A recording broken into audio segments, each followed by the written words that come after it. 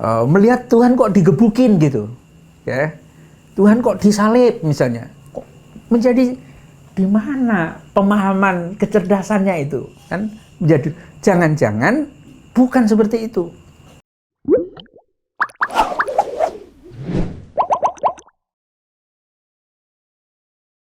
Assalamualaikum warahmatullahi wabarakatuh, Ustaz. Waalaikumsalam warahmatullahi wabarakatuh. Ustaz sering menjelaskan tentang bagaimana sebuah kecerdasan itu pada akhirnya bisa menemukan kebenaran iman.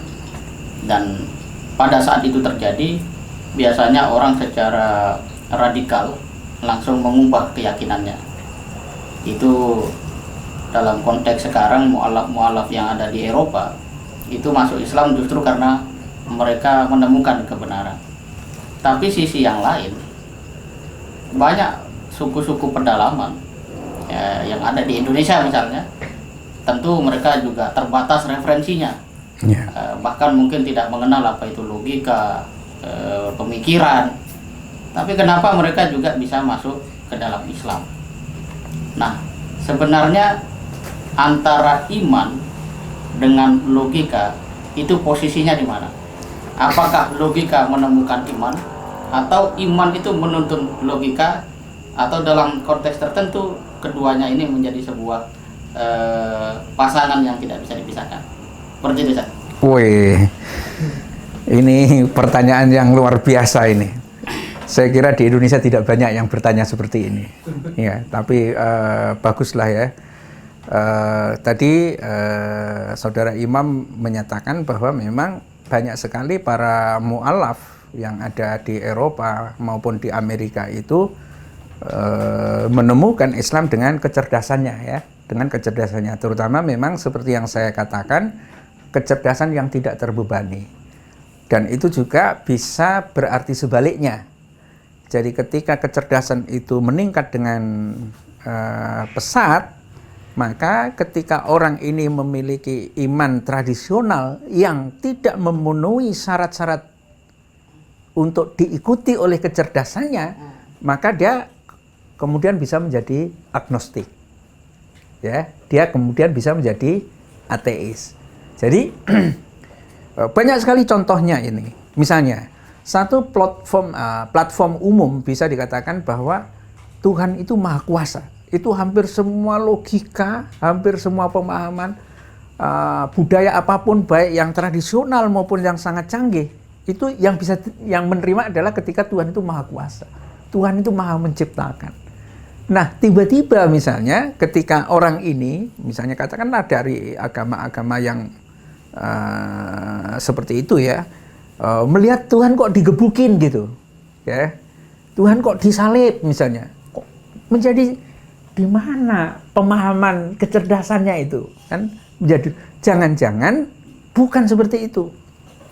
Apalagi kalau kita menggunakan instrumen logika mempelajarinya, ya, A bisa dikatakan sama dengan B jika semua identitas A sama dengan identitas B, ya kan? Misalnya saudara Imam punya tangan, ya. Saudara majelis punya tangan, ya. Imam ini manusia, majelis juga seperti itu, punya mulut, makan, ya kan, punya kebutuhan berhajat dan lain sebagainya. Semua dimensi yang ada pada imam itu ada pada majelis. Maka bisa dikatakan bahwa imam identik dengan majelis. Bisa dikatakan sama-sama makhluk, sama-sama yang disebut dengan manusia.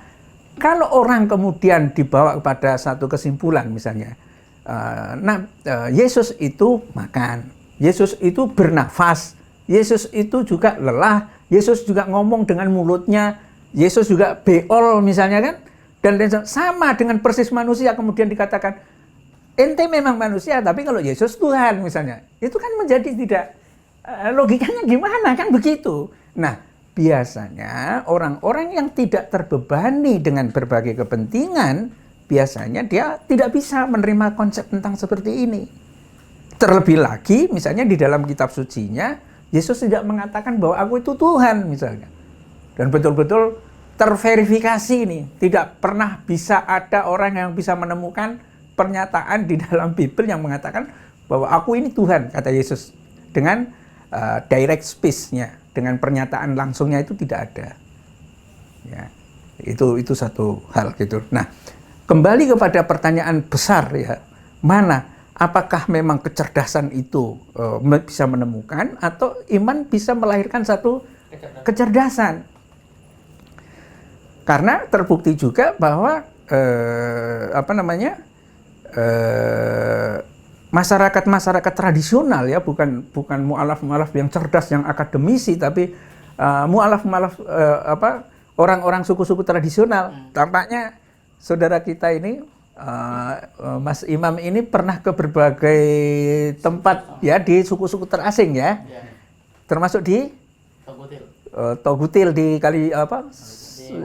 di Maluku Utara yang perjalanannya susah, yang terisolasi, tetapi dia bisa menerima Islam gitu ya. Kenapa bisa menerima Islam begitu? Padahal dia tidak sekolah kok. Jangankan sekolah, mungkin pakaian aja belum tentu, ya kan? Nggak kebayang lah sekolah gitu, berpakaian aja belum tentu. Kenapa itu? Yang saya maksud dengan kecerdasan dalam konteks ini adalah sebetulnya definisi cerdas itu apa sih? Kan satu itu. Apakah definisi cerdas itu identik dengan akademis? Oh enggak, sama sekali. Definisi cerdas adalah jika dia bisa menerima kebenaran itu sendiri. Ya kan? Sama seperti Bilal bin Rabah. Sekolahnya memang di mana? Pekerjaannya apa? Dan lain sebagainya. Tetapi kenapa dia bisa dengan mudah dan cepat bisa menerima seruan dari Rasulullah SAW itu? Ya karena cerdas itu. Ya, saya mengikuti apa yang kelihatannya menjadi pesan utama tentang masalah cerdas dan jahiliyah itu dari perspektif yang diberikan Al-Quran. Ya, Al-Quran juga kan menganggap bahwa bahkan seorang sastrawan pun masuk dalam kategori jahiliyah ketika dia tidak bisa menerima kebenaran, kan begitu intinya ya. Ya, sekalipun mungkin punya karya intelektual berjilid-jilid gitu kan, tapi kalau dia tidak bisa menerima Islam, itu sama dengan dia jahiliyah atau sama dengan dia kufur. Dan kebodohan paling tinggi adalah ketika dia mempertahankan kebatilan dan menolak kebenaran. Itulah yang disebut dengan esensi kebodohan itu. Ya kan? Orang mungkin bisa tidak sekolah dan orang bisa miskin dan lain sebagainya, tapi dia ketika menerima kebenaran itu dan dia yakini kebenaran itu, maka itulah yang disebut dengan kebenaran itu. Ya kan? Dia bisa korbankan kehidupan dunia, dia memilih kehidupan akhirat. Kan begitu. Nah, bagaimana dengan konteks ini? Apakah keimanan itu akan melahirkan kecerdasan? Saya sekalian seperti itu.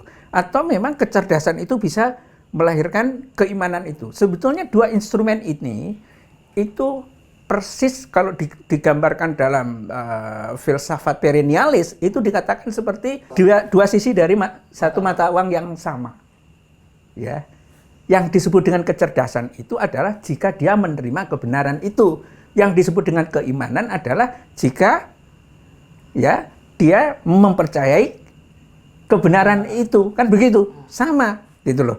Dan karena itu memang dua instrumen inilah yang sesungguhnya dua substansi inilah yang berjalan secara simultan dalam kehidupan itu. Nah, contoh seperti Nabi, ya kan? Itu kan memang orang yang ketika dia mengekspresikan prinsip-prinsip dasar Islam itu sedemikian sempurna gitu. Ya. Karena memang keimanannya optimal dan kecerdasannya optimal. Sebenarnya ini juga bisa dibalik. Tidak mungkin iman bisa lahir tanpa adanya kecerdasan itu. Sama seperti mata uang ini tidak berlaku kalau satu gambar sisinya itu tidak ada. Ya, cerdas yang akhirnya menjadi jahiliyah ya, ketika dia tidak menerima kebenaran itu. Susah membayangkan bahwa seseorang itu cerdas kalau dia tidak beriman. Bagi saya begitu. Oh, saya kan gelar saya berderet. Buku yang saya banyak. Tapi kalau dia tidak beriman, di mata Allah, di mata kitab sucinya, di mata Nabi Rasulullah SAW, orang seperti ini ya bodoh, jahiliyah. Sekalipun gelarnya berderet. Apalagi kalau orang sudah merasa cerdas, dia tidak mampu menemukan kebenaran, ya kan? Ini yang disebut dengan qalb, yang disebut dengan qalbu, itu sebetulnya adalah bolak-balik antara iman dengan kecerdasan itu. Ya. Susah dibayangkan orang punya keimanan, apalagi kalau keimanan yang tinggi, tapi dia tidak cerdas, dan susah juga dibayangkan orang punya kecerdasan yang tinggi, tapi dia tidak beriman.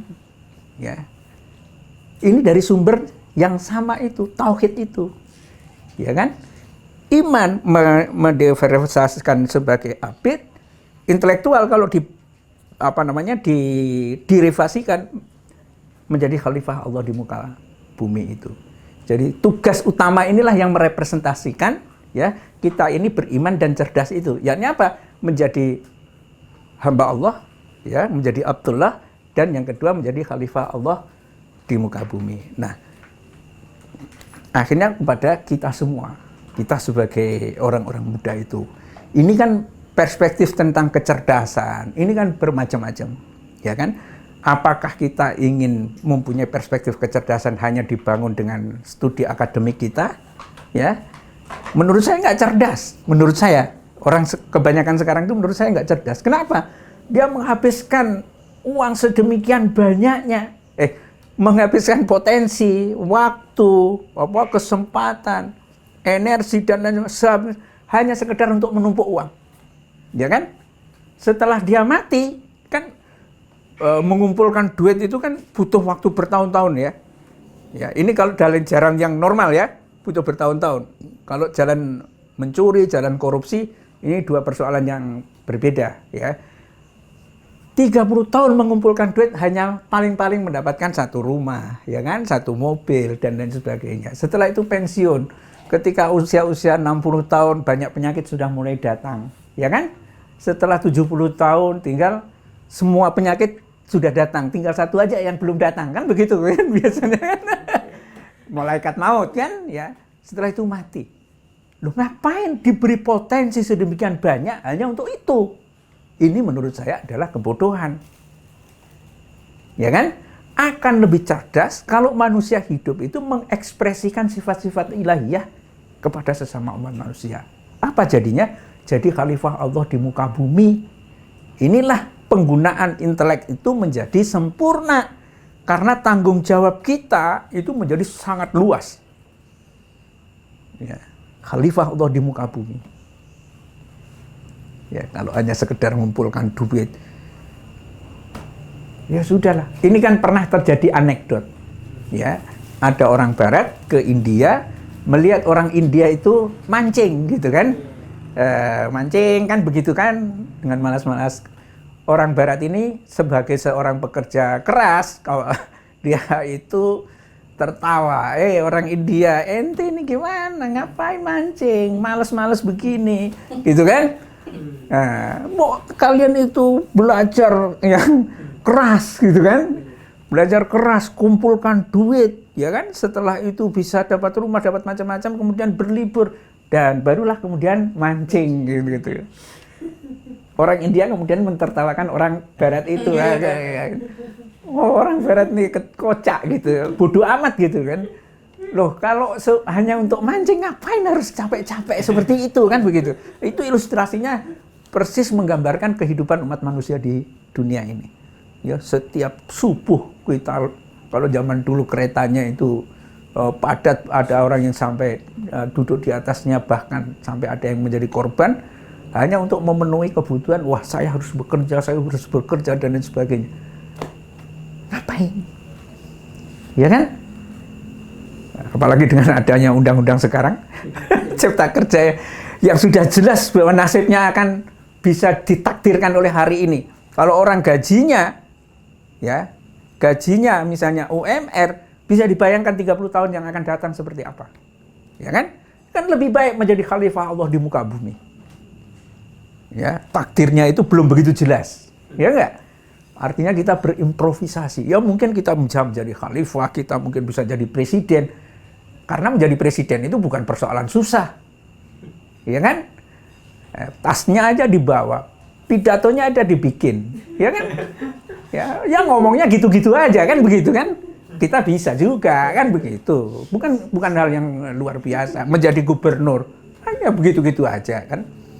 Nah, di sini hargailah diri kita, hargailah karunia Allah yang diberikan kepada kita itu. Ya, terutama keimanan dan kecerdasan itu yang harus kita rawat. Integrasikan dengan akhlak kita. Ya, akhlak kita. Jadi jangan sampai kita melakukan tipu menipu, korupsi. Itu pekerjaan yang menjijikkan. Ya, mungkin orang tidak tahu jijiknya gitu ya. Tapi di sini pernah kalau kita pernah menyimak ada sebuah hadis itu yang dinyatakan oleh Rasulullah, kalau kalian itu ghibah ibarat seperti memakan daging bangkai saudaranya. Gitu kan. Ya, gambarannya mungkin bisa ghibah aja gitu kan. Itu seperti makan bangkai saudaranya. Kayak apa jijiknya itu? Bagaimana dengan korupsi? Bagaimana itu pasti akan menjijikkan, ya. Setan mungkin tahu itu jijiknya perbuatan korupsi itu, tapi manusia yang korupsi mungkin tidak tahu, ya kan? Karena memang tirai-tirai kehidupan itu masih ada berlapis-lapis dan nanti setelah kematian itu baru dibuka. Jadi tadi jawaban saya walaupun tidak begitu jelas mungkin ya kecerdasan dan keimanan itu ibaratnya seperti dua sisi dari mata uang yang sama. Allah memberikan bekal itu tidak bisa dipisahkan sama sekali. Ya, kecerdasan saja tanpa keimanan yaitu disebut jahiliyah itu. Nggak peduli cerdas kayak apa, tapi kalau orang nggak punya iman itu jahiliyah.